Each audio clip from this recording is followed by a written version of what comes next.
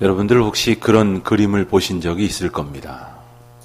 어떤 그림 한 장을 보여주고 이 그림에 무엇이 보입니까? 라고 물을 때에 어떻게 보면 물잔이 보이기도 하고 또 어떤 사람은 똑같은 그림을 보면서 사람을 보기도 하고 또 어떤 그림을 보면서 젊은 아가씨가 보인다고 이렇게 말하기도 하고 늙은 노파가 보인다고 말하기도 하고 또 어떤 그림을 보면서 다리가 보인다고 말하기도 하고 건물이 보인다고 말하기도 하고 그렇습니다. 이것을 가리켜서 착시라고도 말합니다만은 또 어떤 경우에는 보고 싶은 만큼 혹은 볼 수 있는 만큼 보이는 만큼 본다 이렇게 말하기도 합니다. 우리가 성경을 보면서 하나님의 말씀을 들으면서 그 메시지 가운데에서 과연 우리는 무엇을 보고 또 무엇을 깨닫는가?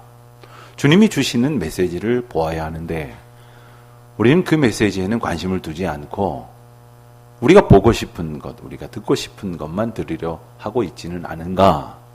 매 순간 그런 거룩한 긴장 속에서 하나님의 말씀을 읽고 하나님께서 펼치시는 이 세상의 모든 사건을 바라볼 수 있어야 할 것이겠습니다.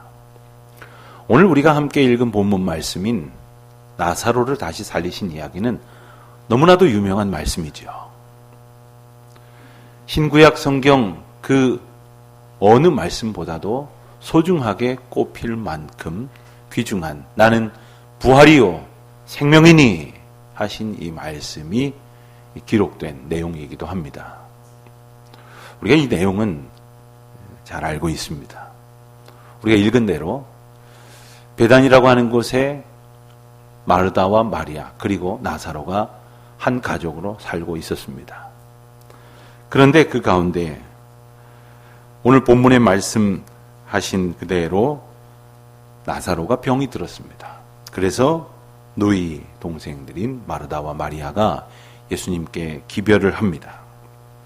성경에 마리아가 여러 사람 나오는데 오늘 본문에 나오는 마리아는 특별히 내용상으로는 이 뒷부분에 나오지만 많은 사람들에게 더 많이 알려졌을 수 있는 그 사건인 옥합을 깨뜨려서 예수님에게 향유를 부어서 자신의 머리털로 예수님의 발을 닦아드렸던 바로 그 일의 주인공이기도 했습니다. 바로 그 누이들이 예수님께 사람을 보내서 이렇게 말했습니다. 선생님이요, 주님께서 사랑하시는 우리 오라비가 병이 들었습니다.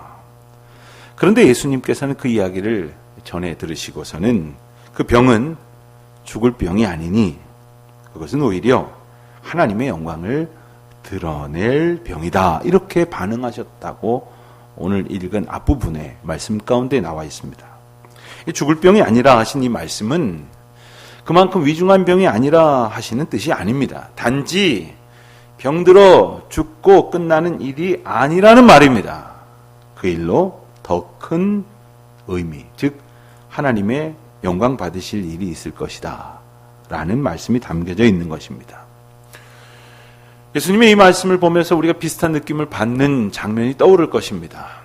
앞선 요한복음 9장에 보면 예수님이 제자들과 함께 길을 가실 때에 나면서부터 앞을 못 보게 된 한 사람을 맞닥뜨리게 되었습니다. 제자들이 예수님께 물었습니다. 선생님, 이 사람이 맹인으로 난 것이 누구의 죄 때문입니까? 자기 잘못입니까? 아니면 부모의 죄 때문입니까? 그때 우리가 잘 아는 대로 예수님께서 대답하시기를 누구의 죄 때문이 아니라 하나님이 하시는 일을 나타내시기 위함이다. 이렇게 대답하셨죠. 즉 나사로가 병에 걸려 죽었다가 결과적으로 다시 살아나게 된 오늘 본문의 사건은 단지 예수님이 죽은 자를 살리시는 초자연적인 능력을 가졌다는 점을 나타내기 위한 것이 아니라는 말씀입니다. 또 오늘 본문 곳곳에서 우리가 엿볼 수 있듯이 나사로와 그의 가족들이 예수님과 이미 잘 알고 있는 특별한 인간 관계를 맺고 있었기 때문에 예수님께서 특별히 살려주신 것을 보면서 예수님하고 가까이 지내야 된다. 이런 이야기를 하려는 것도 아닙니다. 나사로의 죽음을 단지 육신이 죽고 사는 측면으로만 봐서는 안 된다 하는 메시지가 담겨 있음을 기억해야 할 것입니다. 오늘 본문을 보면, 그리고 우리가 읽지는 않았습니다마는 11장 전체를 살펴보면 예수님과 나사로의 가족이 아주 특별하고 친밀한 관계에 있었음을 여러 곳에서 짐작할 수가 있습니다.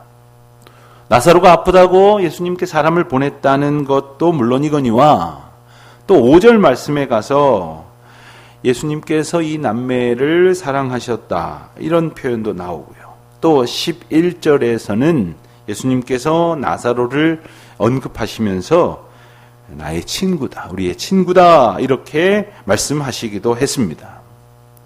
또 21절에 가서 보면 마르다가 예수님께 말씀드리는 모습이나 내용을 보면 아주 꽤나 친밀하고 특별한 관계 속에 있음을 짐작하게 되는 것입니다. 그런데 6절 말씀, 11장 6절 말씀을 보면 나사로가 병들어서 아프다는 소식을 들으신 예수님이 그 계시던 곳에서 이틀이나 더 지체하셨다는 사실을 우리가 알게 됩니다. 아니 그렇게 친하고 가깝고 특별한 관계였다면 뭔가 이상한 것 같지 않습니까? 종종 우리가 복음서에 예수님의 행적이나 말씀이 기록된 것을 보다가 선뜻 이해가 안 되고 뭔가 이상하다 하는 생각이 들 때가 있다면 그 가운데에 특별한 메시지가 있을 수 있음을 또 우리가 염두에 두고 생각해 봐야 할 것이겠습니다. 아니 나사로가 사랑하는 나의 친구라고 말하는 나사로가 병들었다면 1분 1초라도 빨리 가서 병 문안하고 예수님의 능력으로 고쳐주고 그 가족들을 위로해야 하는 것이 아닙니까? 그런데 예수님께서는 나사로의 병은 죽을 병이 아니다 이렇게만 말씀하시고 하나님의 영광을 위한 것이다. 또 아들로 영광을 얻게 하기 위함이다. 이러한 말씀만 하시면서 서두르시지 않고 일부러 이틀이나 더 지체하셨다는 말씀인 것이죠. 물론 결과론적으로 봤을 때 나중에 가셔서 예수님께서 어쨌든 나사로를 살리셨으니까 그게 그거 아니냐 이렇게 말할런지 모르지만 그러는 과정 가운데에서 나사로가 죽음을 맞게 되었던 일이나 그로 인하여 가족들이나 많은 사람들이 슬퍼하고 몹시 절망할 수밖에 없었던 일들은 어쩌면 예수님께서 덜어주실 수도 있었던 것이 아니냐고 생각할 수 있을지도 모르겠습니다. 과연 그렇다면 그렇게까지 하시면서 드러내시려고 했던 하나님의 영광은 무엇이라는 것일까요?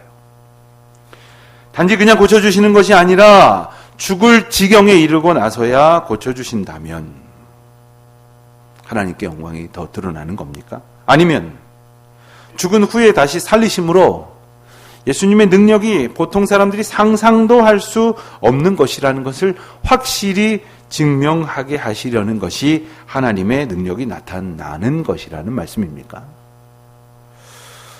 전혀 그렇게 봐서는 안 됩니다. 인생은 누구나 다 그저 죄인이고 죽을 수밖에 없는 존재이고 그래서 사소한 것에도 날마다 두려워하고 불안해하고 염려와 근심에 빠져 살아갈 수밖에 없지만 오직 예수 그리스도의 은혜와 그 능력으로 살게 되고 그리고 다시 일으킴을 받게 되었음을 깨닫고 고백하게 되는 것, 그것이 바로 하나님의 영광이 드러나는 것입니다. 하나님은 결코 인생들의 영광을 위해서 일하시는 분이 아닙니다. 사실 사람들을 높여주고 사람들 앞에서 그들이 말하는 영광의 자리에 오른다고 해봤자 교만하고 패망에 이를 뿐입니다. 그러한 어리석은 인생의 모습을 우리는 우리 자신이나 주변에 있는 사람들을 통해서 수도 없이 보게 되지 않습니까? 예수님이 베다니에 있는 나사로의 집으로 가시는 일이 지체되던 중에 결국 나사로는 숨을 거두었습니다. 물론 이 상황을 예수님은 다 알고 계셨죠. 그렇다면 왜 예수님은 나사로가 죽게 될 지경에 이르러서까지 서둘러서 가시지 않았는가? 어떤 제자들은 왜 그 소식을 듣고도 가지 않으실까 생각을 하면서 그 예수님이 그 전에 나사로의 집이 있던 베다니에서 겪으셨던 일을 떠올려 보기도 했습니다. 그래서 8절 말씀, 11장 8절 말씀 보면 어떤 제자들이 말하되 랍비여 방금도 유대인들이 돌로 치려 하였는데 또 그리로 가시려 하나이까? 이렇게 말하기도 하는 장면을 보게 됩니다. 여기에 대한 내용은 10장과 그 앞부분에서 찾아볼 수 있는데 예수님께서 베다니에 가셨을 때에 그들에게 복음을 전하며 그들에게 말씀하실 때에 그들로 인하여 고통을 받고 그들이 돌로 치면서까지 핍박을 하고 예수님을 위협했던 장면이 나옵니다. 하지만 예수님은 전혀 다른 대답을 하십니다. 그리고 이 대답은 조금 우리에게 낯설게 들리기도 합니다. 그것은 바로 9절 그리고 10절에 나와 있는 대답인데 예수님의 말씀은 이랬습니다. 낮이 12시간이 아니냐? 사람이 낮에 다니면 이 세상의 빛을 봄으로 실족하지 아니하고 밤에 다니면 빛이 그 사람 안에 없는 거로 실족하느니라. 이렇게 말씀하셨어요. 이 말씀의 뜻은 이미 예수님께서 앞선 8장에서 나는 세상의 빛이다 라고 말씀하셨음에도 불구하고 왜 너희는 그 세상의 빛인 나와 함께 다니면서도 빛이 없이 어둠 속에 다니는 자들처럼 그렇게 헤매고 있느냐? 이 어둠 속에 있는 자들처럼 주저하느냐 하시는 말씀입니다. 너희 곁에 바로 빛인 내가 있는데 왜 어둠에 다니며 헤매이는 자들과 다름없이 거하느냐라고 반문하시는 거죠. 사랑하는 성도 여러분, 과연 여러분은 빛이신 예수 그리스도와 온전히 동행하면서 낮을 살아가는 사람처럼 살아가고 계십니까? 아니면 아무런 빛도 보지 못하는 가운데 있는 자처럼 두려워서 벌벌 떨며 머뭇거리다가 몇 걸음째 딛지도 못한 채 넘어지고 또 겨우 일어났다가 넘어지기를 반복하며 살아가고 있습니까? 오직 예수님만이 순전한 빛이시기에 그와 동행하며 빛 가운데에 거하는 우리 모두가 되시기를 바랍니다. 빛이신 예수님의 인도하심으로만 기뻐하는 우리 모두가 되시기를 바랍니다. 그 빛이신 그리스도의 은혜로만 평강을 얻으며 온전한 자유자로 거하시기를 바랍니다. 나사로가 병들었다가 이제 예수님의 기별이 닿았음에도 불구하고 예수님은 오시질 않고 결국 오라비가 죽게 되고 말았을 때 만약 여러분들이 그 자리에 있던 마르다와 혹은 마리아였다고 한다면 여러분은 어떻게 생각하셨겠습니까? 아마도 오늘 본문에 나오는 사람들처럼 그저 똑같이 슬퍼했을 것이고 조금 섭섭했을 것이고 또 원망하지 않았겠습니까? 그런데 아무도 예수님이 왜 그렇게 하셨을까에 대해서는 생각하려고 하지를 않습니다. 이게 문제입니다. 왜 이 문제 앞에 내 생각만 자꾸 되뇌이고 있느냐 하는 겁니다. 예수님이 왜 이 일을 우리 앞에 두셨을까? 믿음이 있다고 스스로 여기는 성도들조차 자기 뜻대로 어떤 일이 되지 않았을 때 혹은 예기치 못한 인생의 환난 앞에서 과연 주님은 왜 이렇게 하셨을까? 묵상하거나 주님의 마음을 헤아리기 위해서 말씀을 펼쳐 들고 기도하지 않고 그 대신 원망하고 섭섭해하고 있는 어리석고 연약한 인생들의 모습이 우리들의 모습은 아닙니까? 20절 말씀을 보면 그렇게 예수님이 오셨다 하는 소식을 듣고서 마리아는 섭섭했는지 나가보지도 않고 또 마르다는 나가서 맞이하기는 했지만 섭섭한 기색을 감추지 않는 듯합니다.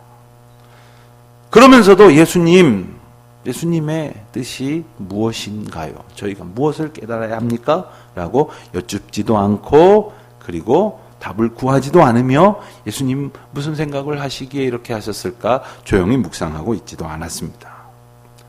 예수님께서 그들에게 나는 부활이요 생명이라 하고 말씀하셨는데 예수님이 말씀하신 생명과 그 누이 동생들이 원했던 오라비의 생명은 적어도 조금 거리가 있는, 아직까지는 일치하지 않는 듯합니다. 분명한 것은 예수님이 나사로의 집에 오셔서 하신 일은 단지 육신의 생명을 살려주신 일에 그치는 것이 아니라 동시에 죽음으로부터 일으키시기 위해 우리의 육신만 살리시기 위해 오신 것이 아니라 우리의 영혼을 살리시기 위해 오셨다고 하는 것을 분명히 말씀하시지 않습니까? 그러나 여전히 깨닫지 못하고 있다는 것이죠. 이 사건은 예수님 말씀 그대로 부활이요 생명이라 하신 대로 예수님 당신을 통해서 펼쳐주신 큰 역사로 나타났습니다. 죽은 지 나흘이나 지난 사람을 살리셨으니 말입니다. 이것은 다만 그것으로 그치는 것이 아니라 우리 모든 인생들이 언젠간 맞닥뜨려야 할 죽음 앞에서 가장 먼저 승리하셨고 부활의 첫 열매가 되어 주심으로 그 사랑과 구원의 은혜를 나타내 주셨다고 하는 것을 우리가 깨달아야 할 것입니다.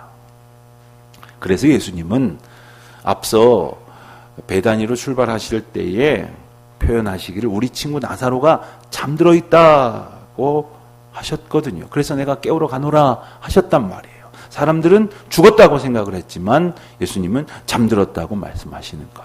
사람들은 끊임없이 육신의 생각에 머물러 있지만 주님은 우리의 영적인 면에 주목하고 계시다는 것을 우리가 기억해야 할 것입니다.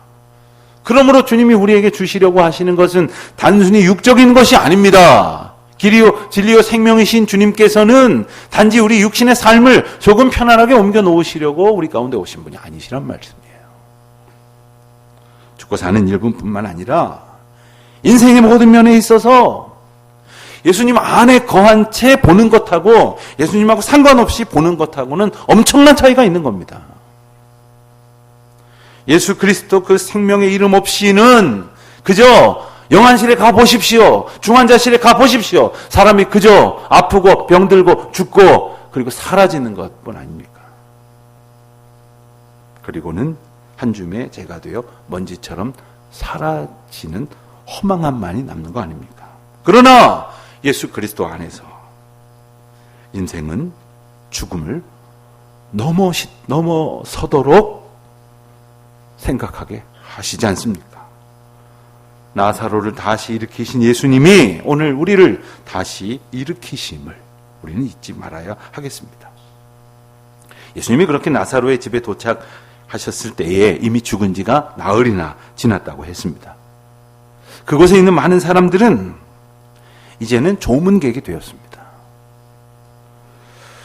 그런데 그들이 예수님이 오고 계신다는 소식을 들었을 때에 마르다는 마을 입구까지 뛰어나와서 영접을 했습니다. 바로 그 자리에서 예수님이 말씀하신 본문이 바로 그 유명한 11장 24절입니다. 내 오라비가 다시 살 것이다. 그런데 내 오라비가 다시 살 것이다 하는 이 말씀에 대해서 마르다는 이미 죽은 지가 나흘이나 지났기 때문에 마지막 날에 예수님께서 평소에 말씀하신 대로 마지막 날에 부활 때에 다시 살 것이다 하신 말씀을 하신 것으로 알아들었습니다. 그래서 다시 말씀하시기를 나는 부활이요 생명이라 하셨던 것이고 그제서야 나는 이제 믿나이다. 내가 믿나이다. 이런 온전한 믿음으로 대답하게 되는 것이죠. 그리고 나서 그 안에 있던 마리아를 불렀을 때에 마리아는 예수님을 만나고도 여전한 슬픔과 원망에 빠져 있는 듯 했습니다. 그는 아직도 눈물이 그치지 않았습니다.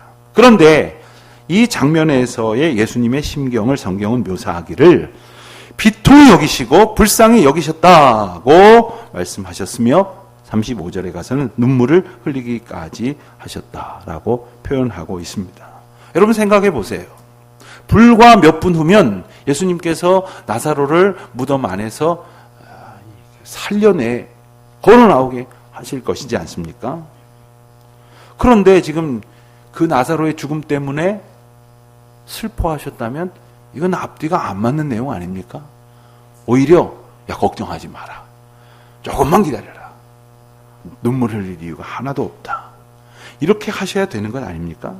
내가 다 고치리라. 내가 다 살리리라 하실 일이 아닙니까? 금방 그 마리아의 눈에서 눈물을 닦아주실 것인데 왜 예수님은 비통해 하셨다는 겁니까? 예수님이 비통해 하셨다는 것은 나사로의 죽음이나 그로 인한 사람들의 슬픔 때문이 아니었습니다. 예수님이 오셨음에도 불구하고 그리고 나는 부활이요 생명이라 하신 말씀을 그들이 들었음에도 불구하고 여전히 육신의 슬픔에 매몰되어져 있는, 즉 영혼까지도 마치 죽어 있는 것과 같은 그들의 모습이 안타까우셨던 것이고 비통하셨던 것입니다. 그들과 함께 있는 예수님이 누굽니까? 모든 슬픔과 죽음까지도 그 두려움을 다 물리치게 하실 분이 아닙니까? 그리고 생명이요 진리이신 그리스도를 바라봄으로 그 너머에 있는 구원과 부활과 생명의 은혜를 얻게 될 것이 아닙니까? 그러나 그분 예수님을 바라보지 못한 채 자신들의 육신의 형편에 갇혀서 그저 육신적인 생각을 하고 육체적인 죽음 앞에서 그저 슬퍼하고 있는 저들의 모습을 보시면서 예수님은 비통해하고 계시는 것입니다. 복음서에, 요한복음뿐만 아니라 복음서에는 예수님의 기적 이야기들이 아주 많이 등장을 합니다. 그런데 다른 복음서와는 달리 요한복음에는 그 기적의 이야기에 대해서 특별한 표현을 덧붙입니다. 그것이 바로 표적이라는 표현입니다. 표적이라는 말은 영어 성경에서는 사인이라고 말합니다. 예수님께서 행하신 놀라운 일들을 표현하는 다른 말들도 많습니다. 이적이라고도 말하고 기사라고도 말합니다. 그리고 기적이라는 표현도 씁니다. 그러나 그것은 단지 사람들이 깜짝 놀랄 만한, 와, 이분은 특별하구나, 이분은 분명히 사람들과는 다르구나 라는 것을 생각하게 하는 그 미러클로 끝나는 것이 아니라 여기에는 하나님이 담겨 놓으신 표적, 즉 사인이 있다는 거예요. 즉 예수님이 행하신 모든 일들을 통해서 그가 바로 하나님이라는 사실, 그가 바로 우리의 생명이고 구원이고 진리이신 우리의 주님이라고 하시는 메시지가 그 안에 담겨 있다는 것이죠. 그래서 예수님의 기적은 표적인 것입니다. 그래서 예수님이 행하시는 모든 일들을 통하여 하나님이 이 땅에 오셨다는 것, 그 예수님이 바로 하나님의 본체시라고 하는 것을 깨달아서 영접하라! 그래서 표적으로 예수님께서는 행동하신 것이죠. 예수님이 비통해 하시는 것은 나사로가 죽어서가 아니지 않습니까? 그리고 나사로의 죽음 때문에 슬퍼하고 있는 마르다와 마리아가 불쌍해서도 아닌 것입니다. 다만 그들이 여전히 예수님을 만나고도 예수님이 곁에 와 계심에도 불구하고 그리고 예수님이 내 오라비가 살겠다고도 말씀하시고 못 알아듣는 자에게 나는 부활이요 생명이라고도 말씀하셨는데도 불구하고 여전히 슬퍼하고 여전히 자신들의 육신의 문제에만 갇혀있는 그들을 보면서 주님은 슬퍼하시는 것이, 눈물을 흘리고 계시는 것입니다. 생각해 보세요. 다른 사람은 몰라도 마르다와 마리아만 해도 예수님 곁에서 그동안 다른 사람들보다 얼마나 많은 은혜를 받고 예수님과 함께 영적인 기쁨을 누렸습니까? 그런데 다른 사람들과 별반 차이 없이 그저 육신적인 생각에 갇혀있는 모습을 보면서 우리는 얼마나 다르겠습니까? 진정한 믿음의 사람이라면 영생의 소망을 두어야 할 것인데 과연 우리는 하나님께서 행하시는 하늘에 속한 거룩하고 영적인 아름다운 역사의 소망을 두고 살아가고 있는가? 마르다와 마리아뿐만 아니라 사람들의 여러 반응이 있은 후에 38절에 보면 그 모습들을 보신 후에 예수님은 다시 속으로 비통해 하셨다고 기록하고 있습니다.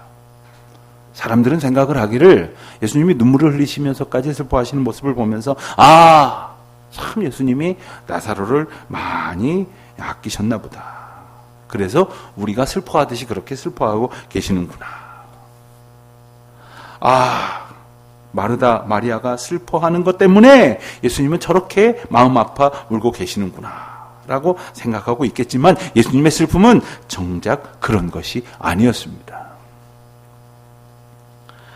내가 생명의 떡이라고, 그리고 나는 세상의 빛이라고, 나는 너희들의 선한 목자라고, 그리고 나는 부활이요 생명이라고 아무리 말씀을 하셔도, 그 부활을 약속하시고 선포하시는 그 대상 앞에 함께 계심에도 불구하고 아무도 알아듣지 못하고, 그저 예수님은 빨리 오셔서 우리 오라비 병이나 고쳐주고 우리 슬픔이나 면케해달라고 하는 생각에 갇혀있는 저들 때문에 예수님은 비통해 하시는 거예요.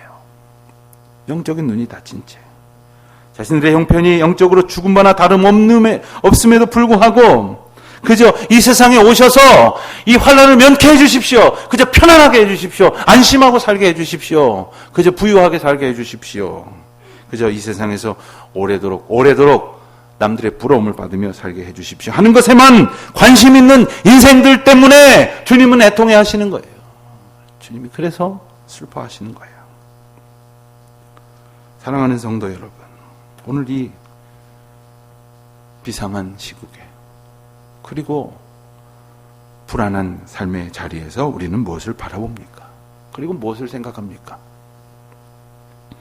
이 극심한 전염병의 난리 속에서 우리는 무엇을 기도하고 있습니까? 더 이상 육신의 생각에 갇혀있지 말고 하나님이 다스리시고 인도하시는 그 놀라운 은혜를 묵상하고 소원하면서 생명이신 그리스도만을 온전히 의지하는 영에 속한 사람으로 살아가실 수 있기를 바랍니다. 로마서 8장 6절은 우리에게 이렇게 권면하십니다. 육신의 생각은 사망이요 영의 생각은 생명과 평안이니라. 기도하시겠습니다.